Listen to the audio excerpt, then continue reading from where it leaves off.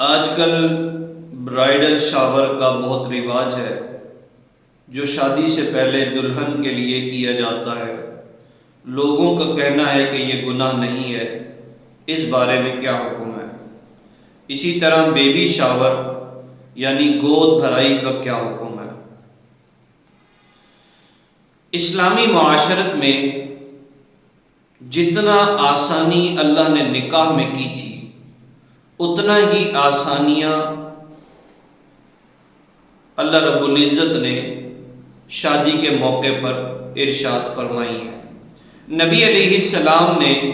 اس نکاح کو بابرکت قرار دیا ہے کہ جس نکاح میں خرچہ سب سے کم ہو، بوجھ کم سے کم ہو۔ ہمارے ہاں لڑکی کا باپ بچی کی بہتر سے بہتر شادی کرنے کے لیے اگر اسے اپنے تن کو بھی بیچنا پڑے تو وہ بیچ کر قرضہ اٹھا کر صرف نمود و نمائش کے لیے کہ لوگ دولت دیکھیں گے، ہم اس چیز کا شکار ہوتے جا رہے ہیں۔ اور یہ ہمارے لیے انتہائی فکر انگیز بات ہے کہ گھر پہ کھانے کو کچھ نہیں ہے، لیکن شادی بیاہ کے موقع پر لڑکی کا والد جو انتہائی کبر سنی کو پہنچا ہوا ہے، بوڑھا شخص ہے، آمدنی کا کوئی خاص ذریعہ نہیں ہے، لیکن اگر اس نے شادی اچھے انداز میں نہ کی تو خاندان و معاشرہ اسے جینے نہیں دیتا۔ وہ لوگوں کے اندر اپنی بچی کی عزت کے لیے کہ وہ جس گھر میں جائے وہاں اس کو احترام کی نظر سے دیکھا جائے، وہاں اس کی عزت و تکریم کی جائے، اپنی بچی کی عزت کے لیے وہ غریب اگر قرضہ اٹھانا پڑتا ہے، اپنے آپ کو گروی رکھوانا پڑتا ہے، اپنا گھر گروی رکھوانا پڑتا ہے، تو وہ اس سے بھی دریغ نہیں کرتا۔ اور صورت یہاں تک پہنچ چکی ہے کہ اگر کوئی لڑکے والا ہے اور وہ ولیمے کے اندر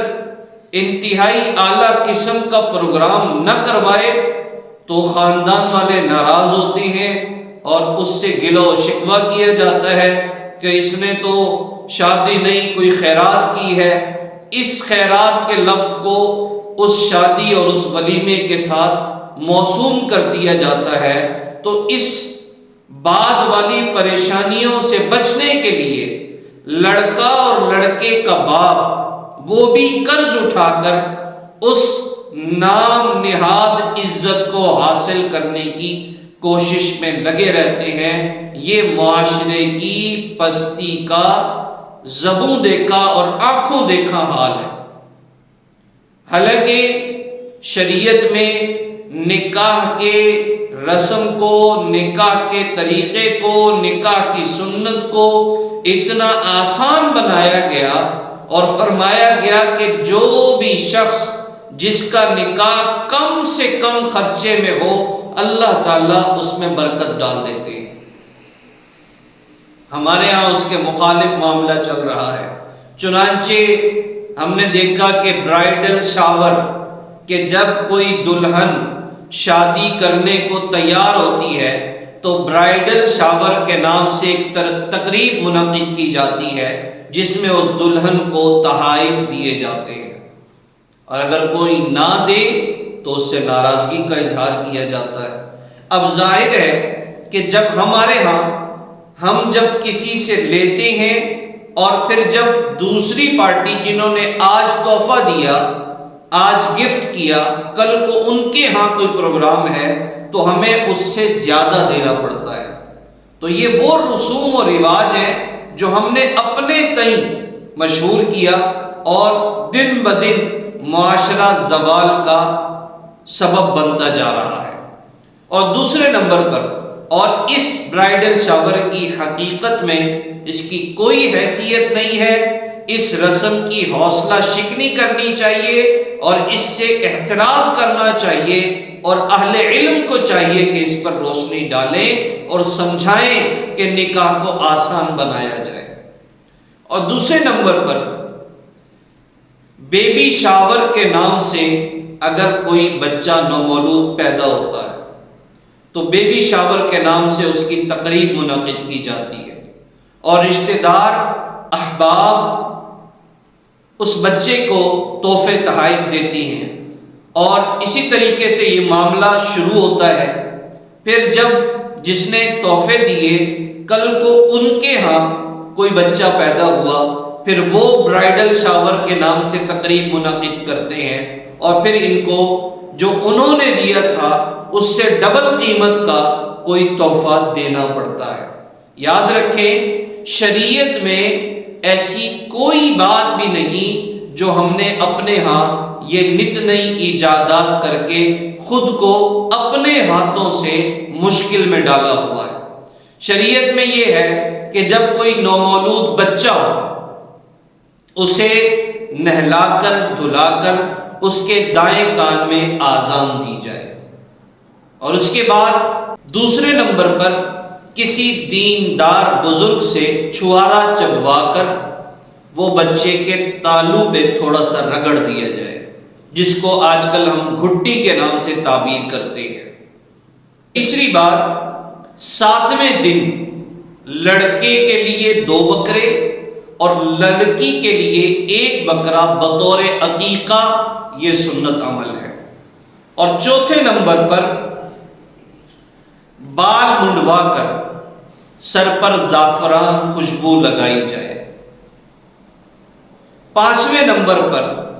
اس بچے کے بالوں کے وزن کی مقدار کے برابر چاندی راہ خدا میں خیرات کی جائے۔ اور 6 نمبر پر جب بچہ برداشت کے قابل ہو تو اس کی ختنہ کروا دی جائے۔